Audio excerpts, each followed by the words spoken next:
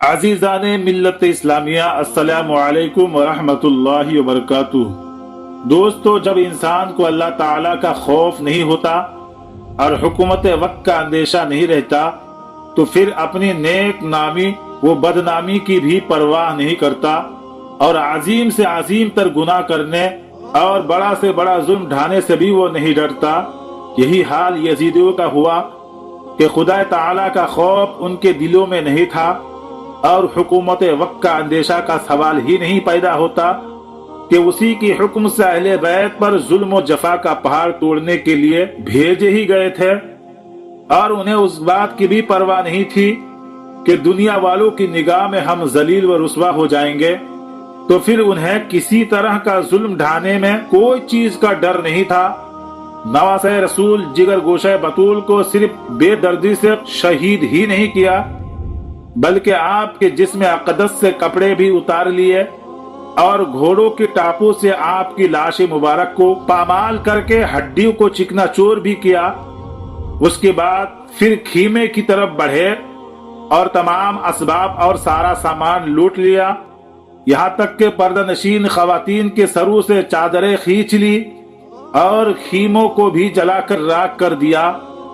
امام علی مقام کا سر مبارک خولی بن یزید کے ہاتھ ابن زیاد کے پاس بھیجا گیا اور باقی شہداء کے سر قیس ابن اشعث اور شمر وغیرہ کے ساتھ روانہ کیے گئے۔ خود ابن سعد اس روز کربلا میں ٹھہر گیا اور 11 محرم کی صبح کو اپنے فوج کے تمام مقتولین کو جمع کیا، ان پر نماز جنازہ پڑھی اور دفن کر دیا، مگر شہدائے راہ حق کی لاشوں کو ایسے ہی بے گور و دفن پڑے ہی رہنے دیا۔ پھر پردہ نشین خواتین جو بیمار زین العابدین اور چند چھوٹے بچوں کے ساتھ کھلے آسمان کے نیچے رات بھر میدان کربلا میں پڑی رہے، انہیں قیدی بنا کر کوفہ کی طرف روانہ کیا۔ یزیدی فوج کے ایک سپاہی کا بیان ہے کہ جب حضرت زینب اپنے بھائی حضرت حسین کی لاش سے گزری تو انتہائی درد کے ساتھ روتے ہوئے کہا، آپ پر اللہ اور ملائکہ کی مقربین کا درود و سلام ہو۔ حسین میدان کربلا میں پڑے ہوئے ہیں، خون میں ڈوبے ہوئے ہیں اور تمام اعضاء ٹکڑے ٹکڑے ہیں۔ آپ کی بیٹیاں قید میں جا رہی ہے، آپ کی اولاد قتل کی گئی ہے اور ان کی لاشوں پر خاک اڑ رہی ہے۔ حضرت زینب کے ان الفاظ کو سن کر دوست و دشمن سب رونے لگے۔ پھر جب کربلا سے یزید کے لشکر چلا گیا تو قبیلہ بنی اسد جو قریب کے گاؤں میں رہتا تھا، حضرت امام حسین اور ان کے ساتھیوں کے لاشوں کو آ کر دفن کر دیا۔ امام علی مقام کے سر انور جب کوفہ پہنچا اور بھرے دربار میں ابن زیاد کے سامنے ایک تشت میں رکھا گیا، اس وقت ظالم ابن زیاد کے ہاتھ میں چھڑی تھی جس سے وہ آپ کے لبوں اور دانتوں کو ٹھوکر دینے لگا۔ سرکار اقدس صلی اللہ تعالی علیہ وسلم کی بوڑھے صحابی حضرت زید بن ارقم رضی اللہ تعالی عنہ جو اس وقت وہاں موجود تھے، اس گستاخی کو دیکھ کر تڑپ اٹھے اور روتے ہوئے فرمایا، چھڑی کو ہٹا دو، خدا کی قسم میں نے اپنی آنکھوں سے رسول اکرم صلی اللہ تعالی علیہ وسلم کو دیکھا ہے کہ وہ ان لبوں کو اور دانتوں کو چوما کرتے تھے، اور پھر وہ زار و قطار رونے لگے۔ ابن زیاد نے کہا، خدا تجھے اور رلائے، اگر تو بوڑھا نہ ہوتا، تیری عقل خراب نہ ہو گئی ہوتی تو میں تیری گردان مار دیتا۔ حضرت زید وہاں سے اٹھے اور یہ کہتے ہوئے چلے گئے، غلام نے غلام کو حاکم بنا دیا۔ اے قوم عرب، آج سے تم سب غلام ہو گئے، تم نے فرزند رسول کو قتل کیا، اچھوں کو قتل کر رہا ہے اور بروں کو غلام بنا رہا ہے۔ تم نے ذلت کو گوارا کر لیا، اور جو ذلت کو گوارا کرے اس پر خدا کی مار ہو۔ اس کے بعد اعلان ہوا کہ لوگ بڑی مسجد میں جمع ہو جائیں۔ جب بہت سے لوگ وہاں اکٹھا ہو گئے تو ابن زیاد نے مسجد میں گیا اور منبر پر کھڑے ہو کر کہا، اللہ کا شکر ہے جس نے حق اور اہل حق کی مدد کی۔ امیر المؤمنین یزید بن معاویہ اور ان کے ساتھیوں کو کامیابی عطا فرمائی اور ان کو فتح و نصرت سرفراز کیا، اور کذاب ابن کذاب حسین بن علی اور ان کے تمام لوگوں کو شکست دی اور ان کو ہلاک کیا۔ معاذ اللہ ثم معاذ اللہ، جب اس بدبخت نے حضرت امام حسین اور ان کے والد گرامی حضرت علی رضی اللہ تعالی عنہما کو کذاب کہا، تو حضرت عبداللہ بن عزیب ازدی جو محب اہل بیت تھے، دونوں آنکھوں سے معذور تھے، سارا دین ذکر و فکر اور نماز پڑھنے کے لیے مسجد میں گزارتے تھے، وہ ابن زیاد کی گستاخی کو برداشت نہ کر سکے، وہ بے تاب ہو کر کھڑے ہو گئے اور غصے میں کانپتے ہوئے فرمایا، تو ہی کذاب ابن کذاب ہے، جس نے تجھے حاکم بنایا وہ بھی کذاب ہے۔ حسین سچے، ان کے باپ سچے، ان کے نانا سچے، تم لوگ اولاد رسول کو قتل کیے، تم سب کے سب مجرم ہو اور باتیں صدیقین جیسے کرتے ہو۔ ابن زیاد نے کہا اسے پکڑ لو، سپاہیوں نے انہیں گرفتار کر لیا۔ ابن عزیب کی قوم کے بہت سے لوگ وہاں موجود تھے، انہوں نے ان کو چھڑا لیا، مگر ظالم ابن زیاد کو ان کا خون بہائے بغیر چین نہیں آیا، گھر سے بلوا کر ان کو قتل کیا، ان کی لاش کو ڈال پر لٹکا دیا۔ اس طرح کوثر کے ساحل پر ایک جانثار کا اور اضافہ ہوا۔ پھر ابن زیاد نے امام عالی مقام کے سر مبارک کو کوفہ کی گلی بازاروں میں پھروایا اور جلوس نکالا، اسی طرح اپنی بے غیرتی و بے حیائی کا مظاہرہ کیا۔ اس کے بعد حضرت امام حسین اور ان کے تمام جانثار شہداء کرام کے سروں کو اور لوٹا ہوا قافلہ اہل بیت کو ایک جماعت کے ساتھ یزید کے پاس اس حالت میں روانہ کیا۔ حضرت امام زین العابدین کے ہاتھ اور پاؤں کو زنجیروں سے باندھ دیا گیا اور بیویوں کو اونٹوں کی ننگی پیٹھوں میں بٹھایا گیا، اور ظالم نے حکم دیا تھا کہ سروں کو نیزوں پر چڑھائے ہوئے آبادیوں سے گزرنا تاکہ لوگوں کو عبرت ہو اور آئندہ کوئی یزید کی مخالفت پر آمادہ نہ ہو۔ جب یہ لوگ امام عالی مقام کے سر مبارک کو لے کر پہلی منزل پر پہنچے، ایک گرجا گھر کے پاس رات گزارنے کے لیے اتری، اور یہ روایت میں ہے راہب نے جب شہیدوں کے سروں کو نیزوں پر اور بچوں اور بیویوں کو ان حالت میں دیکھا تو اس کے دل میں بہت اثر ہوا اور دریافت کیا۔ جب پورا حال معلوم ہوا تو کہا معاذ اللہ ثم معاذ اللہ، تم لوگ کتنے برے آدمی ہو، تم لوگ کتنے برے انسان ہو کہ اپنے نبی کی اولاد کو قتل کیے اور پھر ان کے بال بچوں کو قید بنائے ہوئے ہو۔ پھر راہب نے ان بدبختوں سے کہا کہ اگر رات بھر اپنے نبی کے نواسوں کا سر ہمارے پاس رہنے دو تو ہم تمہیں 10,000 درہم دیں گے۔ وہ لوگ اس پر راضی ہو گئے۔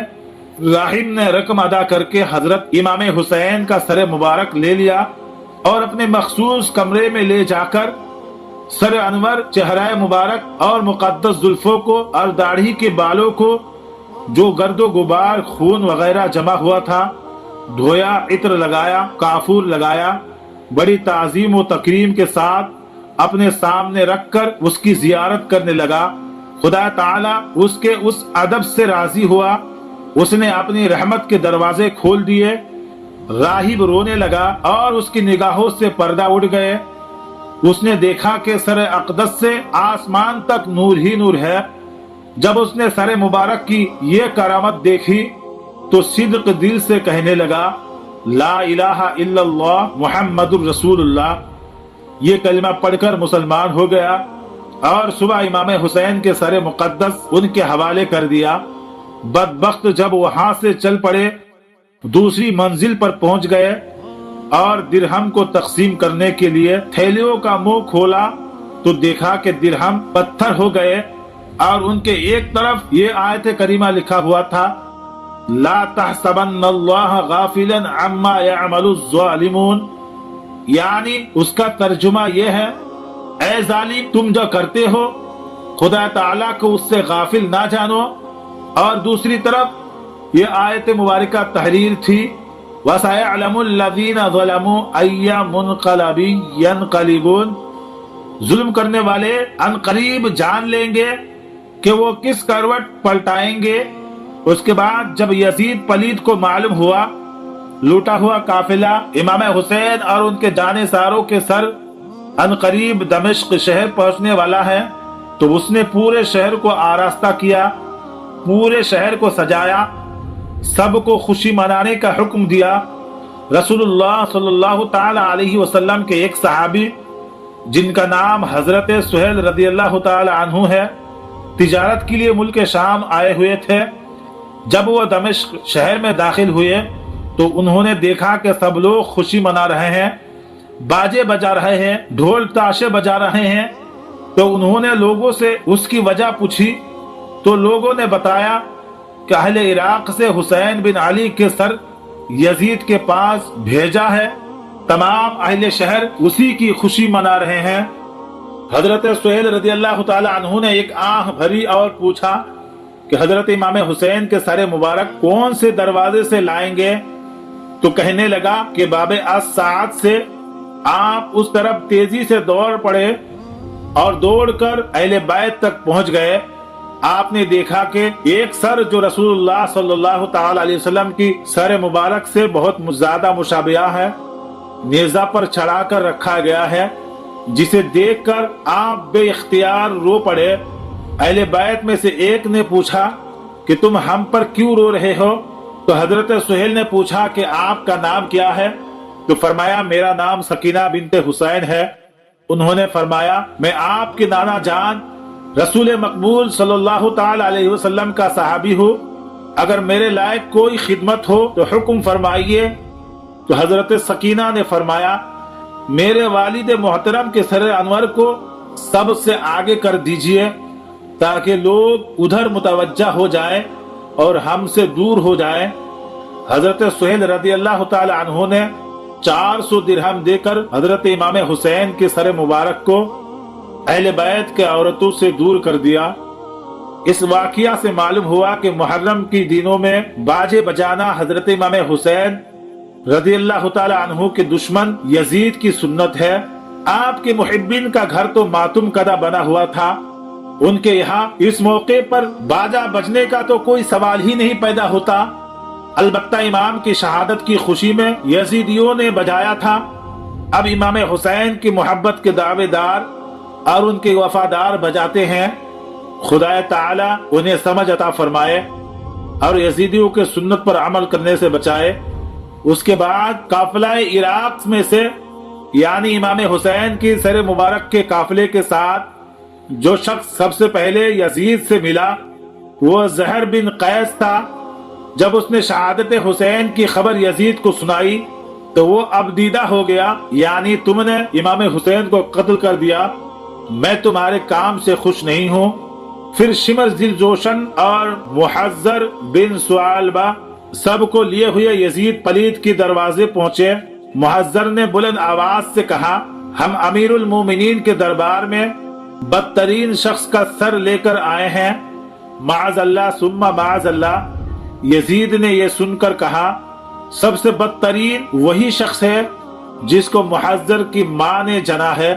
फिर वो अंदर दाखिल हुए और इमाम अली मकाम के सर मुबारक को यजीद के सामने तश्त पर रखा। यजीद ने सर अनवर की तरफ मुतवज्जा होकर ये कहने लगा ऐ हुसैन, वल्लाह अगर तुम्हारा मामला मेरे साथ में पड़ता तो मैं तुमको कत्ल ना करता। फिर यजीद पलीद ने इमाम अली मकाम के लबों और दांतों पर छड़ी लगाते हुए कहा अब हमारी और इनकी मिसाल ऐसी है जैसे हुसैन बिन अल हमाम शायर ने कहा है कि हमारी कौम ने तो इंसाफ करने से इनकार कर दिया था, लेकिन इन तलवारों ने इंसाफ कर दिया जिनसे खून टपकना था। रसूल अकरम सल्लल्लाहु ताला अलैहि वसल्लम के एक सहाबी वहां पर मौजूद थे। उन्होंने फरमाया ऐ यजीद, अपनी छड़ी को हुसैन के दांतों और लबों से लगा रहे हो जिनको रसूल अकरम सल्लल्लाहु ताला अलैहि वसल्लम चूसा करते थे। सुन लो, क़यामत के दिन तुम्हारा हश्र इब्ने ज़ियाद के साथ होगा और हुसैन अल्लाह के रसूल सल्लल्लाहु ताला अलैहि वसल्लम के साथ होंगे। ये कहकर वो दरबार से उठे और चले गए। पहले जो जिक्र किया गया کہ حضرت امام حسین کی شہادت کی خبر سن کر یزید رونے لگے اور پھر اس نے یہ کہا کہ اے حسین واللہ تمہارا معاملہ میرے ساتھ پڑتا تو میں تم کو قتل نہ کرتا۔ ان باتوں سے بظاہر یہ معلوم ہوتا ہے وہ حضرت امام حسین کے قتل سے راضی نہ تھا، لیکن حالات بتاتے ہیں یہ اس کی سیاست تھی تاکہ ہماری بدنامی نہ ہو، اس لیے کہ اگر وہ واقعی راضی نہ ہوتا تو ظالم ابن زیاد قاتلین امام حسین سے ضرور مواخذہ کرتا اور ان کو سزا دیتا۔ صحابی رسول حضرت نعمان بن بشیر رضی اللہ تعالی عنہ جو حضرت مسلم بن عقیل کے ساتھ کوفہ میں سختی نہ کرنے کے سبب گورنر سے معزول کر دیے گئے تھے، یزید نے انہیں اہل بیت رسالت کا ہمدرد سمجھ کر بلایا اور کہا حسین کے اہل عیال کو عزت و احترام کے ساتھ مدینہ پہنچانے کا انتظام کرو۔ اس کے بعد یزید نے اپنے آپ کو قتل حسین سے بچنے کے لیے، اپنے آپ کو اچھا سمجھانے کے لیے حضرت زین العابدین کو تنہائی میں بلا کر کہا خدا ابن زیاد کو لعنت کرے، واللہ اگر براہ راست آپ کے والد کا میرا سامنا ہو جاتا تو جو کچھ وہ فرماتے منظور کر لیتا اور ان کو قتل کرنا ہرگز گوارا نہ کرتا، لیکن جو خدا کو منظور تھا وہ ہوا۔ اب آپ مدینہ تشریف لے جائے، مجھ کو وہاں سے خط لکھتے رہیے گا اور جس چیز کی ضرورت ہوگی مجھے خبر کیجیے گا۔ حضرت نعمان بن بشیر رضی اللہ تعالی عنہ کے ہمراہ 23 آدمیوں کا حفاظتی دستہ کیا گیا اور وہ اہل بیت کو لے کر مدینہ منورہ کے لیے روانہ ہوئے۔ راستہ بھر نہایت عظیم و تکریم کے ساتھ پیش آتے رہے۔ مدینہ کے لوگوں کو واقعہ کربلا کی خبر پہنچ چکی تھی۔ جب یہ لوٹا ہوا قافلہ شہر میں داخل ہوا تو تمام اہل مدینہ حضرت محمد بن حنفیہ، ام المومنین حضرت ام سلمہ اور خاندان کی دیگر عورتیں سب روتی ہوئی نکل پڑی اور قافلہ سیدھے حضور صلی اللہ تعالی علیہ وسلم کے روضہ مقدس پر حاضر ہوا، اور زین العابدین رضی اللہ تعالی عنہ جو ابھی تک صبر و ضبط کا پیکر بنے ہوئے تھے خاموش تھے، جیسے ان کی نظر قبر انور پر پڑی اور ابھی اتنا ہی کہا تھا کہ دادا جان اپنے نواسے کا سلام قبول فرمائیے، ان کے صبر کا پیمانہ جھلک اٹھا اور وہ اس طرح درد کے ساتھ رونے لگے اور حالات بیان کرنا شروع کیے کہ کوہرام برپا ہو گیا اور قیامت نمونہ قائم ہو گیا۔ سید الشہداء حضرت امام حسین رضی اللہ تعالی عنہ کا سر اقدس کہاں دفن کیا گیا اس میں بہت اختلاف ہے، اور مشہور یہ ہے کربلا سے لوٹا ہوا قافلہ کے ساتھ یزید نے آپ کے سر مبارک کو مدینہ روانہ کیا، جو سیدہ فاطمہ زہرا اور امام حسن مجتبی کے پہلو میں دفن کیا گیا رضی اللہ تعالی عنہ۔ دوستو، اس ویڈیو کے بولنے میں اگر کوئی بھی غلطی ہو گئی ہو تو میں توبہ کرتا ہوں، استغفر اللہ ربی من کل ذنب واتوب الیہ۔ آپ تمامی حضرات سے گزارش ہے اگر ویڈیو پسند آئے تو ایک لائک ضرور کر دینا اور امام حسین کے نام سے کمنٹ میں یا حسین ضرور لکھنا۔ میں اللہ تعالیٰ سے دعا کرتا ہوں یا اللہ تعالیٰ جو جن نیتوں کے ساتھ اس ویڈیو کو دیکھا ہے مولا تعالیٰ امام حسین کے صدقۃ فعل ان کی دلی نیک جائز مرادوں کو پوری فرما، آمین اللہم آمین۔